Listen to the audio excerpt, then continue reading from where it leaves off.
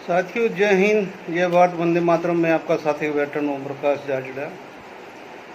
ये आज का वीडियो जो कल का हमारा वीडियो था, ठीक है ना, अंधेर नगरी चौपट राजा टकेसर बाजी टकेसर खाजा, उसी का पार्ट 2 है। और इसमें वो चीज़ें दी गई है कि भाई मेन थीम इसकी है कि भाई आखिर अपेंडिक्स एक्स की ज़रूरत क्या पड़ी, क्या जरूरत पड़ी 71 साल पहले का बेस ईयर 1958 लेने का, क्या जरूरत पड़ी मतलब 24 साल पहले का ये अपेंडिक्स लेने का, क्या जरूरत पड़ी इसके अंदर आप 24 साल से पीछे जा रहे हो या 24 साल वालों को आगे ला रहे हो। 71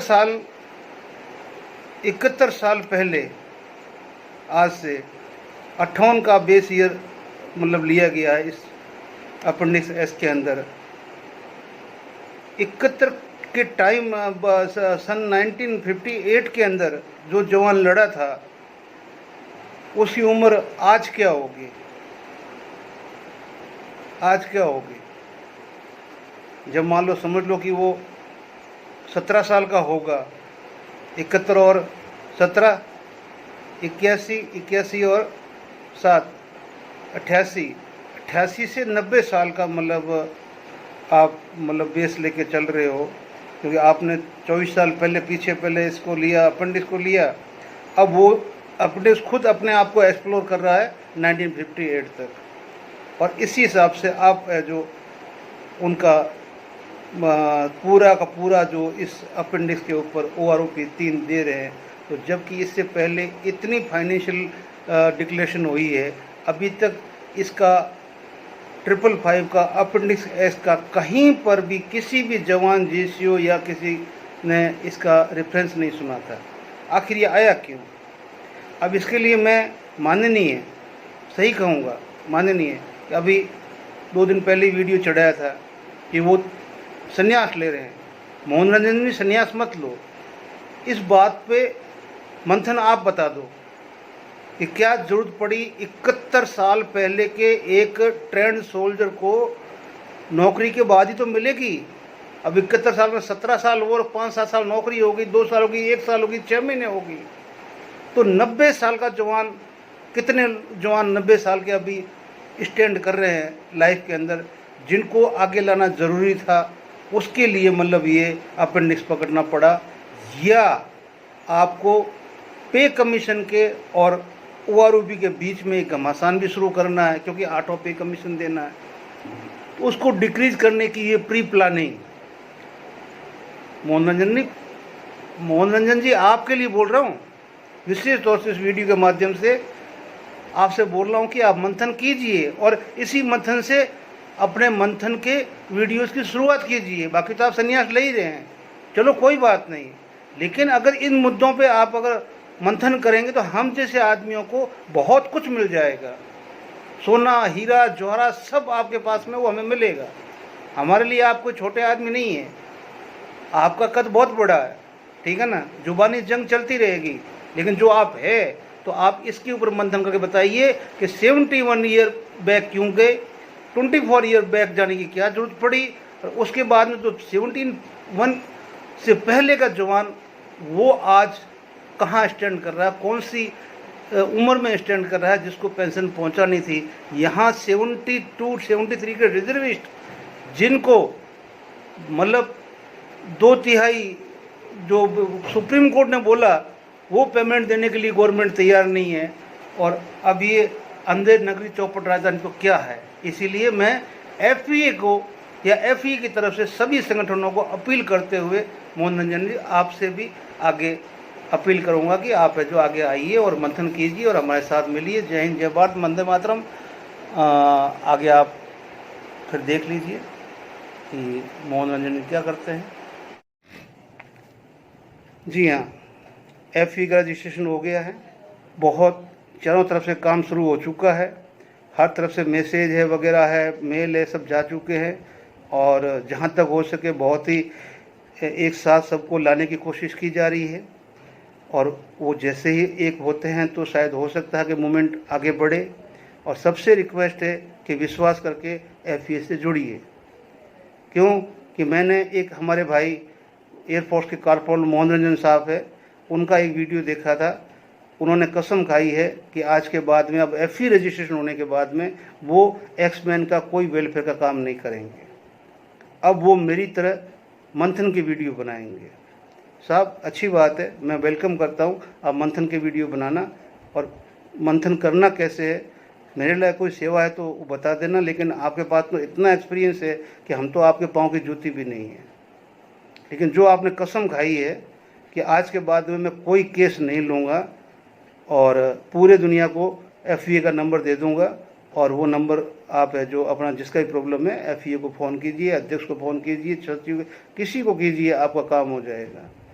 तो फिर ये लड़ाई वाली बात मत करो यार, ठीक है ना। आप एक्सपर्ट हो, जानते हो, तो आप ऑफ़र दीजिए, ठीक है ना, कि जो विसंगतियाँ हुई है अभी भी आप कहीं बैठ के अगर करना चाहते हो तो हम साथ में आके बैठ के उन विसंगतियों को दोबारा लिख के हम एक मतलब कंसोलिडेटेड रिपोर्ट फिर सरकार को देने के लिए तैयार है।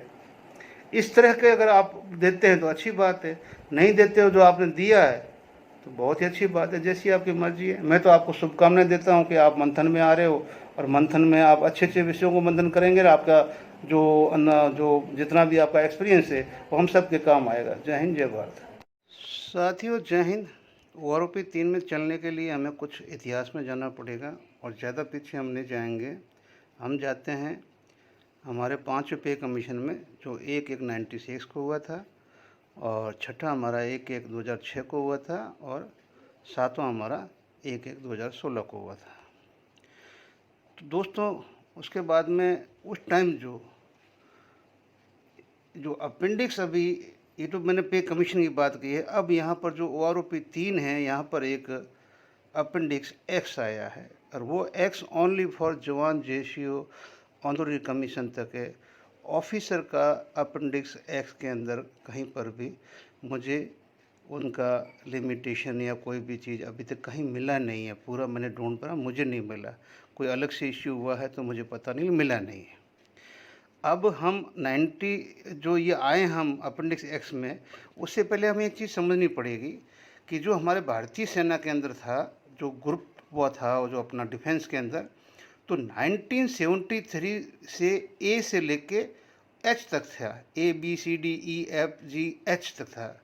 उसके बाद में 1973 से, ठीक है ना, A से लेके E किया गया 97 तक, 1973 से 97 तक A से E किया गया, और 97 से 2005 तक XYZ, और 2006 ऑनवर्ड सिर्फ XY। अब यहाँ पर 5वें में क्या क्या किया, और छठे में क्या किया गया, और 7वें में क्या किया। तो जो छठे के अंदर जो X ग्रुप था, ग्रुप X और Y रखा गया, और जो X जो था, जो X में आते थे पहले, ठीक है ना, जिनको पीछे से X में लाया, जो X में पहले थे उनको X ग्रुप पे दे दिया गया। तो दोनों पे कमीशन में, छठे और 7वें में, X ग्रुप पे अलग चल रही है, जिसकी टेबल नंबर 8 अभी हमारे लिए सरदर्द बनी हुई है। चलो, ट्रेड था, सभी के ट्रेड था, तीनों अंगों में ट्रेड थे, इसलिए वो ज़रूरी था। तो ये तो मैंने आपको इतना समझाया कि भाई ये ट्रेड थे। अब यहाँ पर हमने एक चीज़ देखी है कि जो आपका अपेंडिक्स X के अंदर ईयर लिया गया बेस का, वो लिया 1953 से। सिपाही आप देखो उस ग्रुप में 1953 से लेके 2024 तक 71 साल होते हैं। कितने होते हैं? 71 साल। अब 71 साल का हिसाब किताब ये OROP 3 में एक करने जा रहे हैं, एक करने जा रहे हैं, या जो 24 के वालों में जो भी OROP अपने 5, 6 और 7 में बढ़ा तो कुछ नहीं है, लेकिन क्या आगे वालों को उठा के पीछे वालों के साथ किया जा रहा है। क्यों कि 98 से ऑनवर्ड सभी के लिए अलग से इसके अंदर प्रोविज़न कर दिया गया। लेकिन ये अपेंडिक्स जो 98 वाला था, उस टाइम इसका इफेक्ट इंडियन आर्मी डिफेंस के अंदर 2 चीज़ पे पड़ा था, और वो 2 चीज़ थी कि 2 साल की नौकरी का एक्सटेंशन, और उस एक्सटेंशन पीरियड के अंदर आपको प्रमोशन। तो जब उस एक्सटेंशन पीरियड के 2 साल के अंदर था और वो भी विलिंग के साथ था, जिसको नहीं करना है अनविलिंग कर दे, जो करना है वो विलिंग कर दे, नहीं तो वो अपने कलर सर्विस में चला जाएगा। अब यहाँ पर क्या है कि जब प्रमोशन का जो क्लाउज दे दिया, लालच दे दिया गया कि अगले 2 साल में आपको प्रमोशन भी दिया जाएगा, तो लोगों ने विलिंग करना शुरू ज़्यादा किया। और विलिंग करने के बाद में अगर उसको एक्सटेंशन पीरियड में प्रमोशन मिला है तो वो है जो 30 के बाद अपनी जो भी क्वालिफाइंग सर्विस है, कलर सर्विस है, वहाँ तक गया है।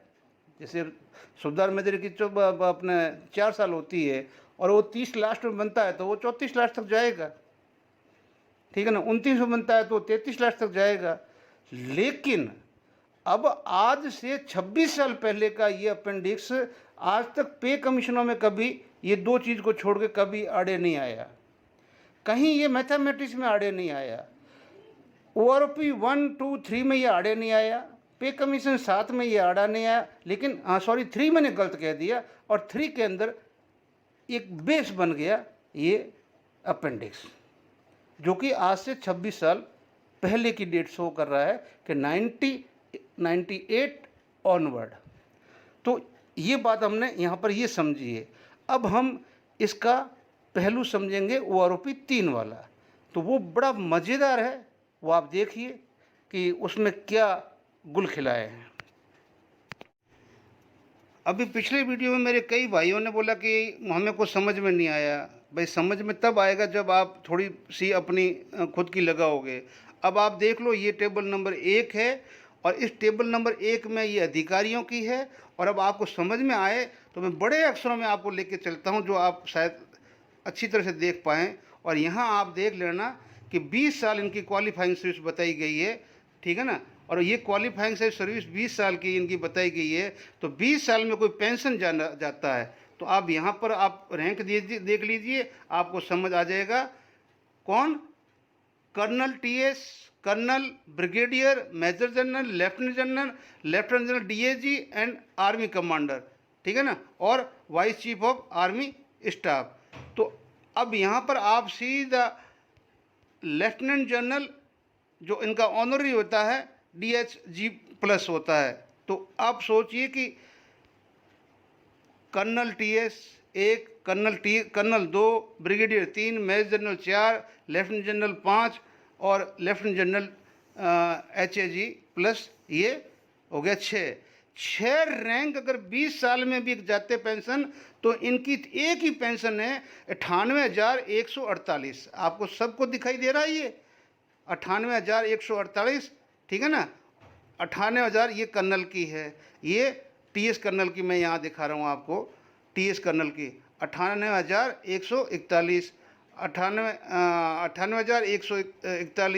98,141, 98,141, 98,148, सबकी 98,148 है, जो कि 20 साल में जा सकते हैं, 20 साल में ही।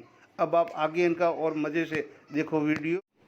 अब ये टेबल नंबर 1 ही है, अधिकारियों की है, और इनकी भी वही हमारी तरह 33 साल तक लास्ट नौकरी दी गई सूबेदार मेजर या ऑनरी लेफ्टिनेंट की तरह।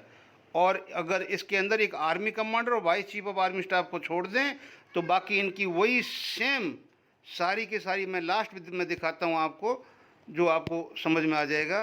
कि आप देखिए कर्नल से, ये देखो आपको टाइम स्केल है ना, colonel TS, colonel, brigadier, major general, lieutenant general, army commander, ठीक है ना। तो आप लेफ्टिनेंट जनरल HAG तक आ जाइए, वही 6 रैंक।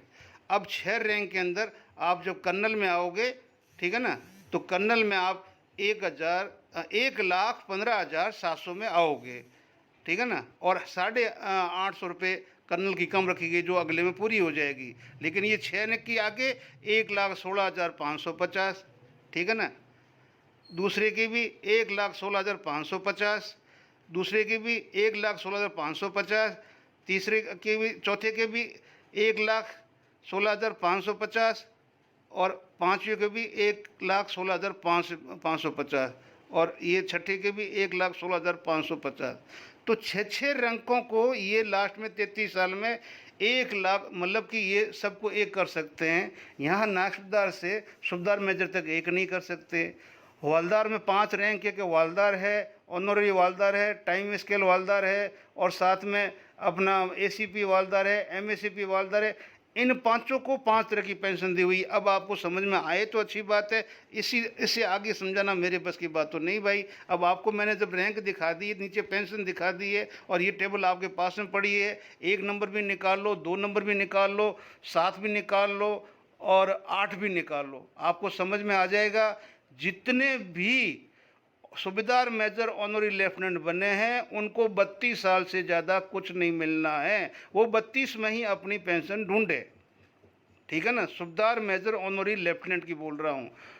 चाहे सिर्फ नीचे जो दिया गया है, जिनको 33 साल दिया गया ना, लेकिन किसी भी 33 साल वाले का जो मैसेज आया है वो अनचेंज ही आया है। क्यों कि ऑनरी लेफ्ट दे दिया 46,300 लेफ्टिनेंट का, लेकिन किसी को भी पेमेंट नहीं दिया गया। मेरे पास अभी तक किसी सूबेदार मेजर ऑनरी लेफ्टिनेंट का किसी का मैसेज नहीं आया है कि भाई मेरी 33 साल काउंट करके मेरे को है जो पूरा 46,300 दे दिया। और किसी भाई को दिया हुआ है तो अपने नाम नंबर के साथ में मेरे मोबाइल नंबर, अपना व्हाट्सएप नंबर में 8890088135 पे आप थोड़ा कोई भी डालें, 2-3 केस डाल देंगे तो भी हमें सपोर्ट मिलेगी और हम कुछ उसके लिए कर पाएंगे। Thank you. जय हिंद, जय भारत। और मैंने ये फैसला कर लिया आज के बाद मैं ये पेंशन या किसी चीज़ के बारे में व्हाट्सएप नहीं, यूट्यूब नहीं बनाऊंगा, क्योंकि जब कामयाबी आपके कदम चूम रही है दूसरों की मदद से, मैं बीच में क्यों आऊँ? मैं बीच में नहीं आना चाहता हूँ। इसलिए जो है आप लोग इत्मीनान से इनसे कांटेक्ट करो, ये आपका काम कर देंगे। और जितने भी मेरे पास जो केसेस हैं वो सारे केसेस में रिस्पॉन्सिबिलिटी लिया, उनका केस मैं लड़ूंगा, उनका केस मैं पूरा करूंगा। और आगे से कोई पेंशन के बारे में मैं यूट्यूब नहीं बनाऊंगा। हाँ, हमने एक चीज़ यहाँ से मतलब सीखा है यूट्यूब में, मंथन करना, या क्या मंथन करना। हर चीज़ का मंथन अभी मैं करूँगा कि 2022 नवंबर से लेके आज तक का, अपनी मर्जी से नहीं, किसी का वीडियो उठा के उसी के ऊपर मंथन करेंगे, ताकि मेरे को भी है ना बुढ़ापे में टाइम पास तो करना है ना, किसी को गाली देना नहीं है, कुछ नहीं है। लेकिन पोस्टमार्टम उतनी मीठी मीठी बात करेंगे जितना मंथन करने वाला जो करते हैं ना, मीठी मीठी बात, जो बात किया ना, अभी साहब का नेशनल टीम बन गया, वो सारे काम कर देंगे। वैसे फेडरेशन ऑल इंडिया लेवल इतना बड़ा संगठन हो गया, पता नहीं 160-170 संगठन उनके साथ है। अभी मैंने सुना कि इसी साल से जो है वो लगातार जंतर मंतर पे बैठ के आप लोगों का दुख दूर करेंगे। और जो टीम अभी नए टीम जो बने हैं, असली फेडरेशन का टीम, उनको भी बहुत बहुत बधाई है। और आज के बाद मेरा पेंशन के बारे में या किसी चीज़ के बारे में वीडियो मैं नहीं बनाऊंगा। जय हिंद, वंदे मातरम, भारत माता की जय।